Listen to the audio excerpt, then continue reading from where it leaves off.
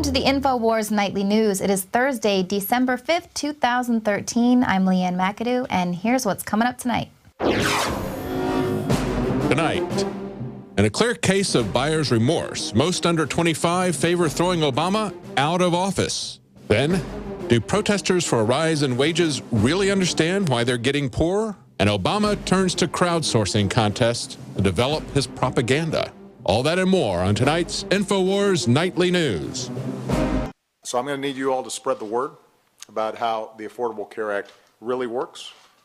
If you're a student body president, set up a conference on campus. If you work at a nonprofit, open your doors and use your email list to help people learn the facts. If you've got a radio show, spread the word on air.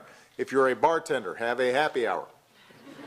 Post something on your Facebook or Instagram. You can tweet using the hashtag #GetCovered. Do whatever it takes to make sure people have the information they need to make the decision that's right for them. That was President Obama speaking to a group of young millennial activists at the White House. This is all part of a 3-week push to get people back to the exchanges. And of course, the most important people that they need to sign up in order to make the Affordable Care Act work are the young and healthy. And that's why the Obama administration has spent so much money trying to propagate to the youth via Funny or Die campaigns. Hollywood has included health insurance subplots in their TV shows, and the DHS even put out a music contest to encourage young people to produce pro-Obamacare music videos, and they've finally picked a winner. Don't need a lot of money to stay young and healthy. We just want to make it more fair with affordable health care. Ain't about the cha-ching, ain't about the, bling, Affordable Care Act. Don't worry about the price tag. That's right. The winner of that music video is encouraging her peers to just forget about the price tag of the Affordable Care Act and just sign up. It's not a joke. Never mind that you are probably facing insurmountable student loan debt and you probably can't get a job once you graduate. Just pay it and shut up. Now, Obama probably thought that that cute girl with the great voice was going to give him a little street cred and an edge in the race to get millennials back onto the exchanges. But that might prove to be an uphill battle for the president because recent polls are showing that young people are abandoning Obamacare and his signature achievement. The most startling finding of Harvard University's Institute of Politics, a majority of Americans under age 25 would favor throwing Obama out of office. The survey was part of a unique 13-year study of the attitudes of young adults, and it finds that America's rising generation is worried about its future, disillusioned with the U.S. political system, strongly opposed to the government's domestic surveillance apparatus, and drifting away from both major parties. Young Americans hold the president, Congress, and the federal government in less esteem almost by the day. And that actually sounds like just what's needed in this country to get the youth to start a revolution. And with that being said, of course, that's why the Obama administration is encouraging his youth brigade to get out there and propagandize to the youth. And a young liberal group is doing just that. Think again. Katniss's father was killed in a mining accident. If he had union protection, that never would have happened. In the wake of her husband's death, Katniss's mom had no access to therapy and fell into a deep depression, which cost her her job, causing the family to starve because the Capitol provides no food stamps. Like it or not, the Hunger Games are real. President Snow's 1% wants to cut life-saving programs while using their glamour to distract us. The Harry Potter Alliance is a group that's trying to push a progressive agenda by politicizing Hunger Games fans. Now, the campaign aims to inspire the youth to get off their phones and start a revolution by tackling issues of the 12 districts, such as healthcare access, homelessness, voting access, unemployment, and food security. That sounds legit, but the drive says that they're really trying to push the main theme of the Hunger Games, which is income inequality. Where have I heard that before? But this increasing inequality is most pronounced in our country. You know, the idea that so many children are born into poverty in the wealthiest nation on earth is heartbreaking enough. But the idea that a child may never be able to escape that poverty because she lacks a decent education or health care or a community that views her future as their own, that should offend all of us. And it should compel us to action. We are a better country than this. Now, conservative fans of the books and films are saying that the alliance is willfully ignoring the real antagonist of that movie, which is the totalitarian government. They say by pushing Obama's message on income equality, they're missing the danger there, the real warning of having an Orwellian government that controls the food stamps and the access to health care and applies pressure on them via the good guy unions. So they're basically trying to get the youth to demand more government, more control. So, of course, that is all part of the New World Order master plan to dupe you into demanding more government control in the name of humanitarianism. So I am going to read a little excerpt from what could have inspired the Hunger Games. I know Alex Jones says this is what helped crystallize his awakening. None Dare Call It a Conspiracy by Gary Allen. We do sell this at the Infowars store. It says what we are witnessing is the communist tactic of pressure from above and pressure from below. The American middle class is being squeezed to death by a vice. We do see these young groups in the streets trying to be revolutionary groups, and virtually all members of these groups sincerely believe that they are fighting the establishment. In reality, they are an indispensable ally of the establishment in fastening socialism on all of us. The naive radicals think that under socialism, the people will run everything. Actually, it will be a clique of insiders in total control, consolidating and controlling all wealth. So there you can see that lovely diagram of the vice there. We've got the Rothschilds, the Rockefellers pressuring the middle class, and the unions and youth groups there are pressuring from below. So that's the trick. Don't be duped into that. All these youth groups are part of this effort, and they're totally helping the very establishment that they are trying to stop. But if you really want to stop income equality, you have to go to the root of the problem, and that's that our presidents keep shipping all of our jobs overseas with these trade agreements like NAFTA and the TPP that our beloved dictator is now trying to fast track. And if people don't cut this off before it gets even worse, I am afraid that those people that are out there fighting for income equality and to raise the minimum wage are just going to continue to find themselves in a Walmart economy. Excuse me, sir. What brought you out here today? I come here with the Workers' Defense Project in solidarity with the 5 for 15 campaign. Do you think it may be more effective to maybe have these type of protests at the Federal Reserve? Not instead, but in addition to this. I agree. Jakari, ask him if he knows anything about the Trans-Pacific Partnership. Sir, have you ever heard of the Trans-Pacific Partnership? Yes. Okay, can you tell me a little bit about it? Yeah, as someone I'm from Mexico, and seeing how the NAFTA devastated our country, I just am really terrified about how it's Trans-Pacific. Glad you brought up NAFTA, because a lot of people don't know about this NAFTA thing, the NAFTA superhighway. GMOs, do you think GMOs is maybe affecting things? In a big way. I personally, I'm not a scientist. I didn't study it, but I've done a little research on the web and looked some stuff up, and apparently they're very bad for you. Some very educated people. It's happy to see, guys know about GMO, guys that know about the NAFTA superhighway and things such as that. These aren't just people looking for more money. They're interested in things like the Federal Reserve. They're interested in things like healthier food. So hopefully, these guys can get a raise, but also hopefully can get these guys outside of a Federal Reserve building. And if you need any more proof of what the establishment thinks of your little millennial revolution, just ask 10-year-old Johnny Jones. He was suspended from school and threatened with expulsion for firing a make-believe arrow at a classmate. Johnny found himself in trouble after violating the school's zero-tolerance policy on weapons by miming the action of shooting an arrow from a bow using only his hands.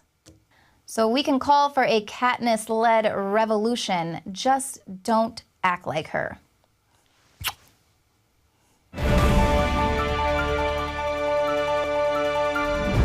So forget what you have heard about aspartame. Now it's good for you, according to this really pathetic excuse for a test study. Human guinea pigs were fed snack bars, some of which contained the sweetener and some that didn't. The study recruited 50 people who had reported reactions in the past after consuming aspartame. The investigation found that no evidence of harm in either of those groups. So that prompted the Food Standards Agency to announce that as a result of the British research, the Committee on Toxicity had decided there is no need to ban or control the sale or consumption of the sweetener, saying the expert committee concluded that the results presented did not indicate any need for action to protect the health of the public. And despite concluding that there is no reason to protect consumers, the FSA said that the committee had not actually carried out an overall safety evaluation of aspartame. So there you go. As long as your studies do not support the Monsanto-produced aspartame, then they're just going to throw your studies out. But if they do, and they're not even overall safely tested, those results will stand, much like those GMO corn studies that they did with those rats that had all the tumors. Those are now having to be retracted as well. And that is, of course, in contrast to what other studies have found, like this one a citizen scientist conducted over the course of 2.5 years, and she observed that 67% of her female rats developed tumors the size of golf balls or greater, and 23% of the males in that study developed tumors as well. Those results, of course, coincide with the complaints that the FDA receives, which are registered mainly with 77% of those complaints being female. So, of course, any test that doesn't promote aspartame or GMO, both of which are linked to Monsanto, by the way, anything that's going to say that those are bad for you and that they're not safe to consume, those tests are invalid. But Monsanto, of course, using those same rats, their test was accepted to show the safety of GMOs, even though the rats were only tested for 90 days. All right, well, stick around because after the break, David Knight sits down with Mike Maharrey of the 10th Amendment Center. And then, of course, as always, we've got some goodies after the show. John Bound has a special report, and we've got an oldie but goodie from the vault with Alex Jones. Well, we all know what a burden the federal government has become, especially when it comes to the NSA. Not only do they steal our money, but they also steal our privacy. And it's a particular burden for the people in the community where the new Utah data center has been built. Now, there's a campaign to try to stop that. It's called Off Now, the Off Now Coalition. It was top linked on the Drudge Report last night.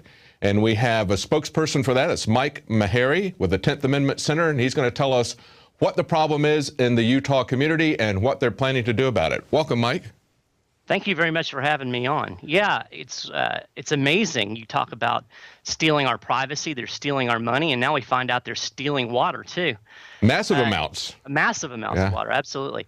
The other day, it was over the weekend actually, the Salt Lake Tribune ran a story outlining the sweetheart deal that the city of Bluffdale gave the NSA. Basically, it's paying a rate underneath what is the state average for water. They also did a nice bond issue to do infrastructure and get the water up there to them. And of course, they use the excuse, oh, this is for economic development, which I think is ridiculous. I mean, can you imagine if this was like the 1940s and they had a camp up there where they had Japanese Americans locked up behind wire and they said, oh, we're going to supply these guys all kinds of stuff because it's good for economic development. That to me, that's good analogy. Yeah, what it's really doing is economically developing the careers of those people who gave them the sweetheart deals. They're going to be loved by the NSA and the federal government, and they're probably going to get some nice, cushy jobs out of this, don't you think? Exactly. Well, and I wouldn't be surprised. Apparently, the area that the water infrastructure runs through is prime for development, so it would be interesting to see how many people have their hands in land deals and whatnot through there now that they can get the water. But we find this offensive. We find it offensive from a constitutional standpoint that the NSA absolutely ignores the Fourth Amendment. We know this from all of the documents that Snowden has leaked. We know that they abuse the information. We know that they've even gone as far as to use it to spy on their girlfriends and whatnot. And that's what we know. I mean, who knows what we don't know? So we have decided that we've got to do something, and we're not going to be able to count on Congress. Congress isn't going to do anything. Any bill that goes through the Senate is going to have to go through Dianne Feinstein's committee, and she's all for this. I mean, she thinks this is the best thing since sliced bread. We can't depend on the judges to do anything about it. They almost always defer to the federal government when you start talking about national security. Well, you've also got, don't forget Mike Rogers in the House. Well, he's a big cheerleader. He goes around with Feinstein as a dog and pony. You got the Democrat, the Republican, both pushing the security state. Absolutely. And to be honest with you, most of the Congress people and senators are in that camp. So if we're going to do something about it, we're going to have to bypass all of that. And we have realized that we have an opportunity at the state level to do things that can at least inhibit the ability of the NSA to operate and unconstitutionally gather data on Americans. And we call this the Off Now Coalition. It's not just the 10th Amendment Center. It's a range of coalition partners that spans the political spectrum. The Bill of Rights Defense Committee, for one, is a strong partner with us.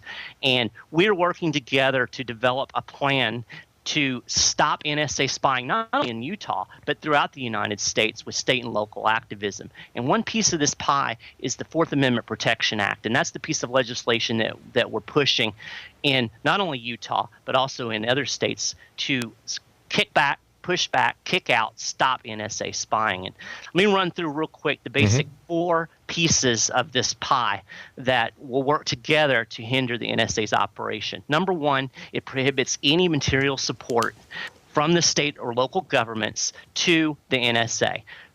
That means that when the city of Bluffdale, which is a subdivision of the state of Utah, it's part of the state of Utah, when they create a contract with the NSA, the state has the power to say, you know what, we are not going to allow you to do this.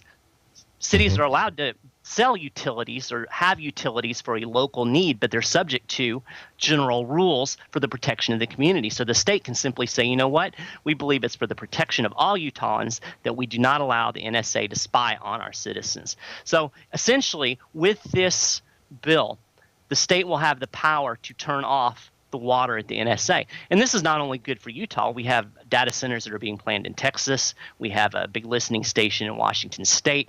We can imply this in any state where the NSA wants to go, and we can use it to cut off important resources to them. So that's the first step of it. And that's the part that everybody's paying attention to today because of the report from the U.S. News that was linked on Drudge. But there's 3 other pieces that are very important to this as well. The second part is dealing with data sharing. We know from Snowden's leaked documents that the NSA gathers information and then distributes to state and local law enforcement.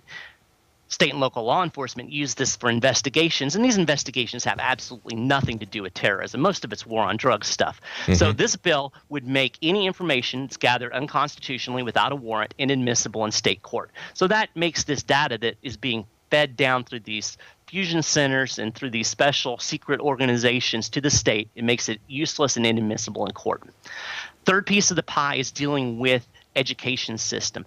We have 166 universities in the United States right now that have partnerships with the NSA, either as recruiting grounds or doing research or both. Obviously, a state-run school, the states have power over the person, those state schools, and the state can essentially say, if you're going to have a partnership with the NSA, we're going to cut your funding.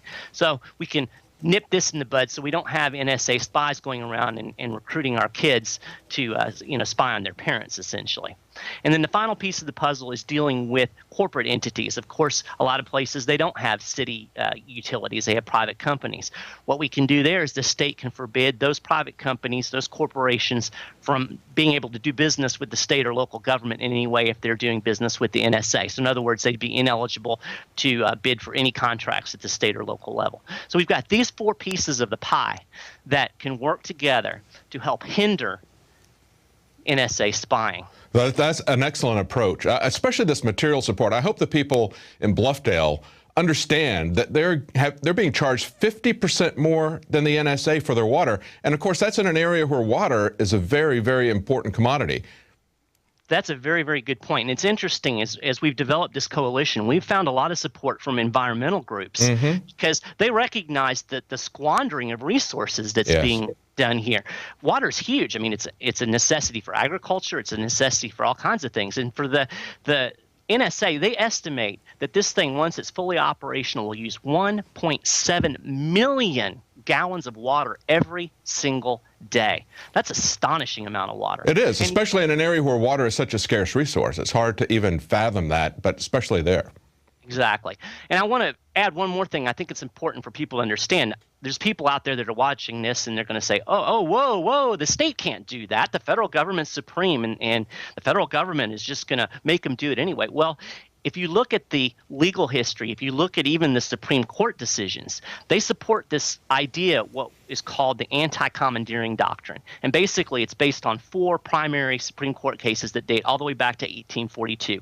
And essentially what they together say is that the federal government cannot commandeer state or local governments to enforce or enact their federal laws. So essentially, the states can say, you know what, if you want to do this, you have to do it on your own. We do not legally have to provide you any material support. And that's backed up in court. I mean, this isn't even questionable. Oh, yeah. Well, the 10th Amendment is, as you know, with the 10th Amendment Center, is very clear. The whole Bill of Rights is basically set there to walk back any assumption that the government has that they've got carte blanche to move everywhere. And they said, no, you got specifically or prohibited from doing these things. And by the way, if we left something out, we're reserving all that for the people in the state. So that's really clear. I haven't seen your legislation. I know that when they go out and they get these search warrants, one of the fantasies that they like to use is the fact that if you hand this over to a third party, in other words, a private corporation like Google, now that Google can hand that data over to you because that's their data. They can just voluntarily hand that over. So I hope there's some penalties in there and some prohibitions against that kind of fantasy. That's how they get around these search warrants everywhere. Well, yeah, that's true, and that's obviously absurd. Mm-hmm. I mean, it's legal wrangling to circumvent the Constitution, and I think any American who understands the Constitution is appalled by that very idea. And this bill, it doesn't really specifically deal with that, but essentially what we're doing is we're taking infrastructure out from underneath them. Mm-hmm. They're not going to be able to gather the data in the first state. I mean, in the first place, they don't have any water. They can't cool their computers. Yes. They can't use the data that they have.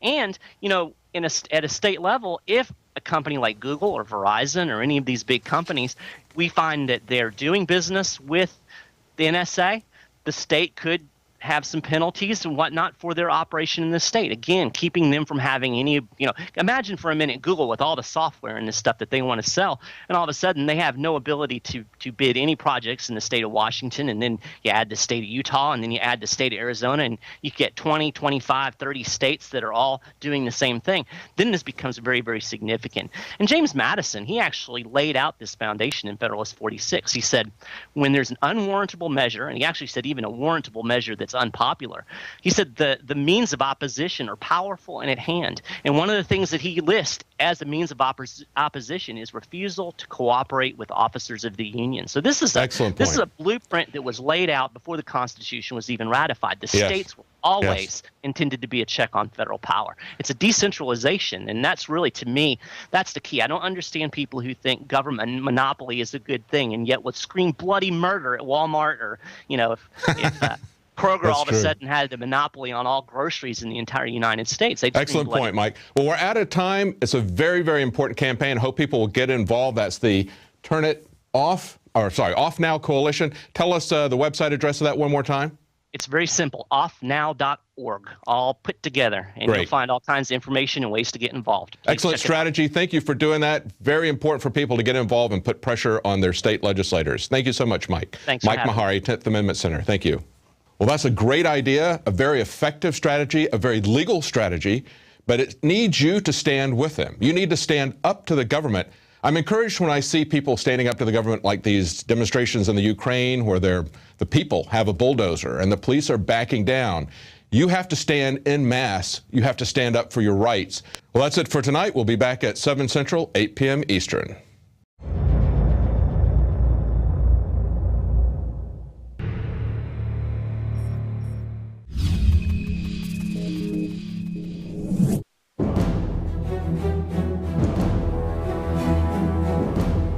Nelson Mandela, the great South African civil rights leader and father of South Africa, has passed away at the age of 95. But before we spend the next few days praising his revolution from a jail cell And Obama rolls out the comparison of Mandela to George Washington again. Obama compares Nelson Mandela to George Washington. I have never seen something that disgusting, ladies and gentlemen. Nelson Mandela, they tagged on to the anti-apartheid movement, which I think was good. He was a hardcore communist mass bomber. His wife says her favorite thing to do is hang tires over children's heads and necklace them. Let's get our facts straight. Mandela was a member of the South African Communist Party. He co-founded Umkhonto we Sizwe, a terrorist organization that killed civilians, including children. Fast food outlets and supermarkets were favored targets. In addition to terrorist bombings, the military wing of the African National Congress tortured and executed suspected government agents. The ruling ANC defines itself as a disciplined force of the left. In pursuit of the hidden truth, for Infowars.com, John Bound reporting. Battle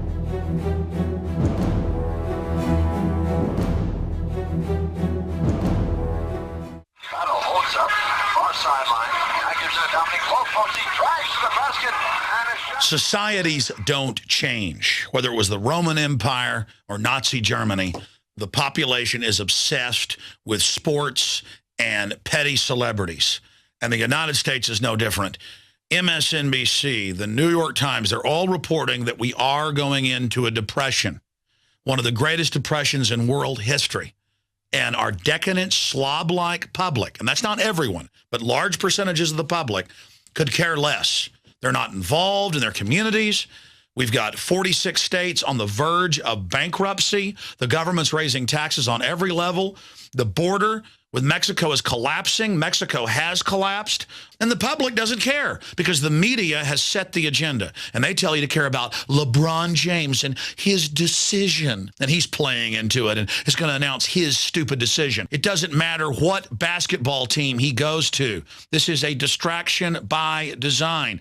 We have the governor of the state he's currently living in a bizarre "We Are LeBron, We Are the World" literal worship fest with hundreds of celebrities. This is sickening. Hey, LeBron, we really need you. No bigger heart is gonna love you. Imagine the Ohio governor begging and pleading on television and serenading LeBron James with hundreds of other celebrities when Ohio is one of the states slated to go completely bankrupt. We're going into a depression. They're about to launch World War III with Iran openly. Fox News is reporting as if it's a good thing in New York State and Illinois that troops have helped arrest thousands of citizens and are doing gun sweeps in people's homes and searching people's cars. We're going in to martial law. Offshore banks have overthrown the U.S. They've stolen tens of trillions of dollars, like we're some third world country they're looting. Everything's going to hell in a handbasket. So if you want to know why your children have no future, if you want to know why you're bankrupt, if you want to know why you're in debt, if you want to know why you have no future and have lost your job or are getting your pay cut, it's because your priorities are wrong. It's because you let that idiot box, the television, program you since the days that your mother and father set you in front of the TV for 12 hours a day in your crap-filled diapers. It's not too late to admit we're a sick, decadent, degenerate society crumbling. We are Rome. It's 410. We're about to collapse, ladies and gentlemen. I know you won't know. You know about LeBron James. You don't know 410 is when Rome completely fell to Alaric, the Visigoth leader. You better learn history. This is dangerous. Don't say you weren't warned. The globalist engineers, the globalist social engineers look at you and how pathetic you are and how the whole world is waiting to see where LeBron James goes. The social controllers look at you and see how you're obsessed with LeBron James, and they decide, we got a bunch of schmucks. We've got a bunch of idiots. We got a bunch of morons right where we want them. Let's destroy their society. Let's loot it. Let's pass carbon taxes. Let's expand NAFTA and GATT. Let's announce an end to the dollar as the global reserve currency. Do you know what that means? We've already lost almost all our industry. We're already in a depression. When they get rid of the dollar as the world reserve currency, your life as you know it is officially over. You're going to be a third world slave like they are in Mexico or Nigeria. And you know what? Those people down there at least know why they're slaves. You are so stupid and so focused on crap, you'll probably still be talking about Lindsay Lohan when you're living as a homeless person on the street. My friends, we've got to set our priorities and set them now. Liberty or tyranny. You've got to wake up and decide what is important to you, saving our republic, stopping the globalist takeover, or knowing all the mindless trivia about LeBron James and Lindsay Lohan. There isn't much more time. I'm begging you to ask yourselves to look in the mirror and really realize how sick this is. It's not bad to like a basketball game, but it is mentally ill and sick to buy into this manufactured hype and to have government officials that should be working for the people sitting there in these disgusting media spectacles worshiping somebody. Our role models, our icons, the people that our children look up to and model themselves after are not inventors and scientists and trailblazers anymore. That's why America's gone from the greatest to the most pathetic in every statistical analysis you look at. And it's only getting worse. We still got a lot of great people in this country. But with Pete Rose and LeBron James and Michael Vick being our heroes, we're a joke. We're clowns. They've taken our heroes and our role models away. Ladies and gentlemen, you have been warned. And this whole LeBron James decision means absolutely nothing. This obsession with petty issues of little or no significance is the modern version of bread and circus. It is the opiate of the masses. And it's why we are dumbed down slaves with no future if we don't wake up. You have been warned. LeBron came with a big-time focus. LeBron James. More on LeBron. I asked LeBron if his focus has reached a new high. His eyes bored into me as he said, absolutely.